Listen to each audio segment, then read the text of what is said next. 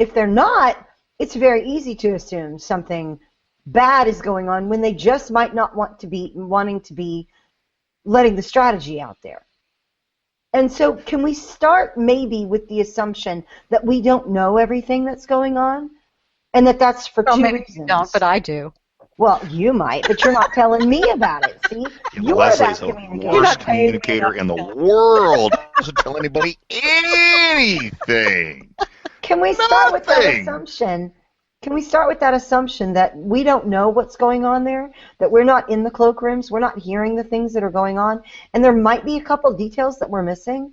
And can we also go from there and say that in absence of that we should be communicating to our congressmen that definitely they need to build better relationships with the conservative media that they have, the bloggers they have available to them, and that it would really help if they would take a lesson from Justin Amash, say, and put their reasoning out there.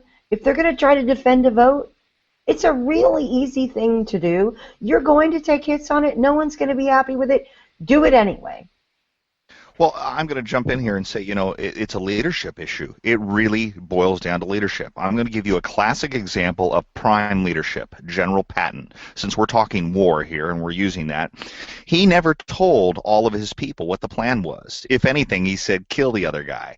And he blatantly said that. He says, it's not patriotic to die for your own country. What's patriotic is to make the other guy die for his country. And, I thought that was a brilliant statement. That said, we started, I believe, let's see, I need to check the date, but it was either yesterday or today, I believe it was today, or yesterday, is the anniversary for the start of the Battle of the Bulge. General Patton did something that nobody thought possible. In fact, all the other generals actually laughed at him because he suggested it in a meeting with General Eisenhower. He said he would move his entire army north to relieve the beleaguered troops that were surrounded in the Battle of the Bulge. And he did it. And he led from the front because he got out in front. In fact, at one point, he stopped, got out of his car, and directed traffic so that his troops could get there faster. You don't see that kind of leadership in Washington, and it's desperately needed. Now, there are people who show that, Patton-esque type of leadership, but I think when it comes to communication, they are horrible at it. We don't even have anybody attempting to direct traffic, if you will. Think about it. You have a horde of people that are just hungry for a place to go, and they're not being communicated with. And all you need to do is just put the plan in place to make it happen, communicate what you need them to do, and they'll go do it. And we don't have that. And as a result, you have the speculation because that's something to do instead of this is what we need you to do. This is where we need you on the front. This is where we need you working at. And yes, we have a plan. We can't share it yet, but it's coming and we need you to trust us. And if they did that, people would follow. And they don't. And that's the problem. Absolutely. And,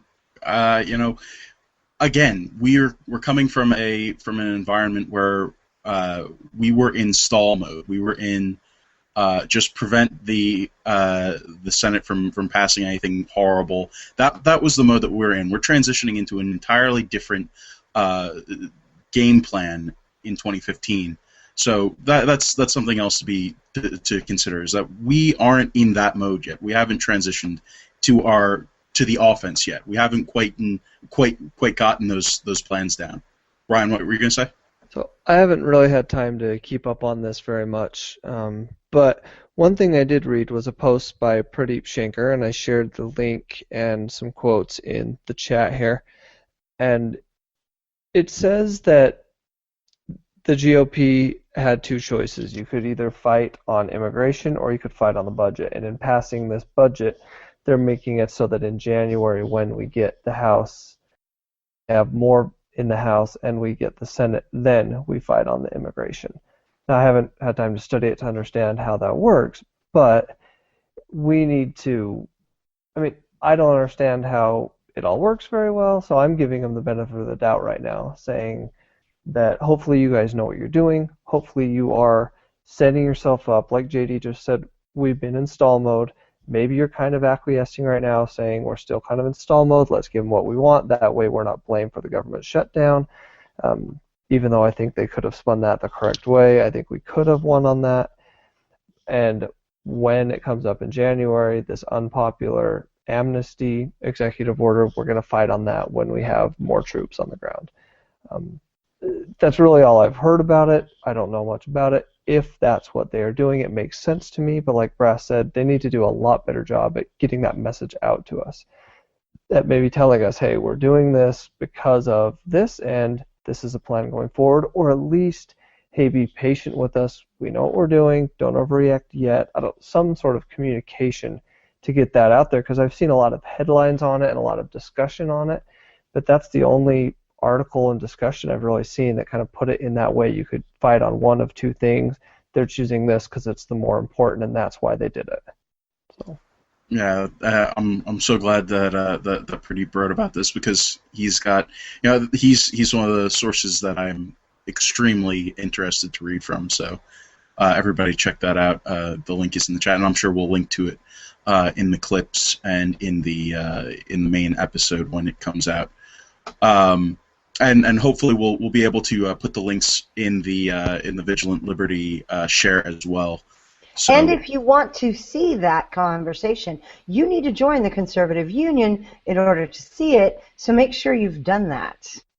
Links, please. Once Wow, again, that was- links, please. Links, please. Yeah, the Conservative Union community on Google+, that's the host for the YouTube channel that all this stuff is played on, and that's where some of these conversations take place. And some of that content may be shared out to Facebook and Twitter. I'm not really sure. And right now we're experiencing a bit of a lull in the community because Pradeep Shankar is on vacation. He's been on vacation for 2 days. It's been totally noticeable, and he's going to be out until like right before Christmas, so it's going to be really, really quiet. The man is kind of the news RSS feed for an awful lot of people, because he reads a lot of sources and he shares a lot of articles throughout the day, and he shares many of them on Conservative Union and some of them just to his public feed. But there are a lot of people that don't really subscribe to any other news feeds besides Pradeep Shankar. He's pretty amazing. And okay, if it's time for a little advertising break, you are listening to The Refinery, and you can see us at therefineryshow.com. On that homepage, you can see the YouTube show, which is what this is. You can watch it. You can watch it live Tuesday nights at 8:30. You can watch it after the fact there on the website, and there are links also on the website to where you can get the podcast if all you want to do is download and listen during your long commute to work. You can listen to the podcast from Vigilant Liberty Radio, and then also on iTunes, Stitcher, TuneIn, or Spreaker, and all those links are on the homepage. And then there's also like a contact us if you have ideas for the show or other guests that you want us to have on, things you want us to talk about, questions you would like to ask. So, communicate with us if you want to. Have we beaten the omnibus horse to death? Almost. I think we've gotten past the omnibus, but there's one last thing that I wanted to touch on, and it gets us to the next story. And that is the Ted Cruz, Mike Lee vote on amnesty and the reaction to it, and that's really kind of been my big thing, more than anything about the Cromnibus and all of this is the infighting and the ridiculousness about these situations. I personally am not a fan of symbolic votes. That's just me. Strategically, I'm not a huge fan of it. That said, I'm not going to come out and call Mike Lee and Ted Cruz traitors. I'm not going to do that. I'm not, because it makes no sense. A, it's not true, and B, it makes no sense to do so. It's silly.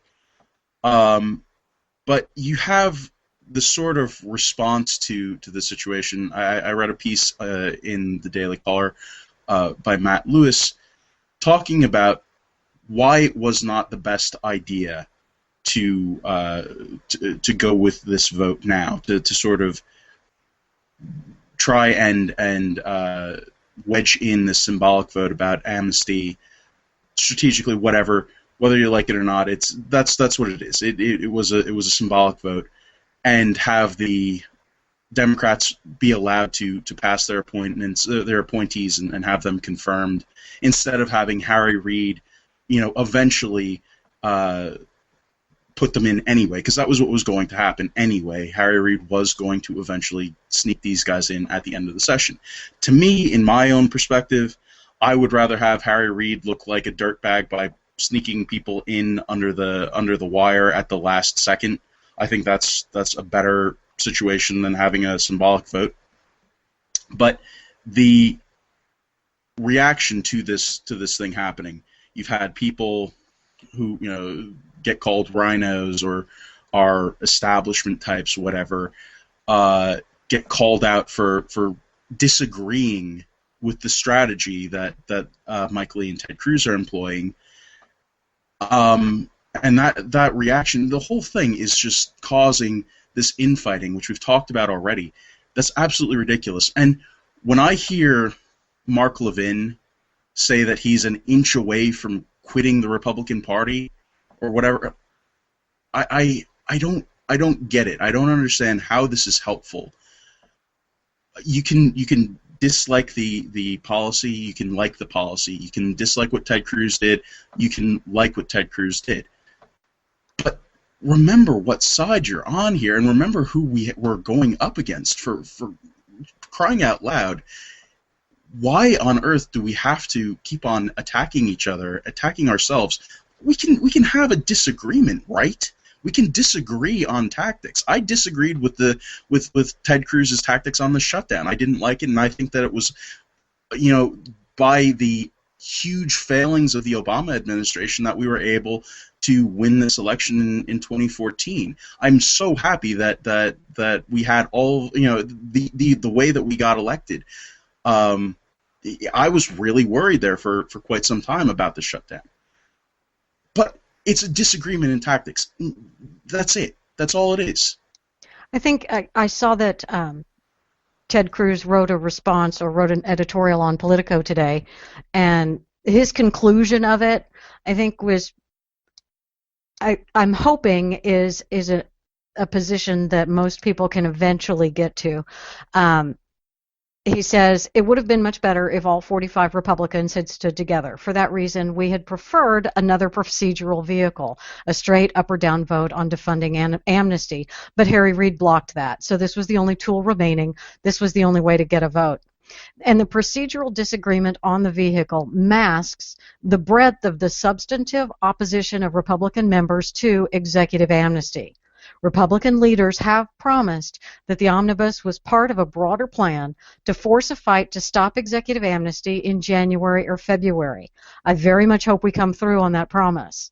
And if we do indeed stand united against amnesty 60 days from now, if we follow through on our commitments, none will celebrate and praise leadership more than I will.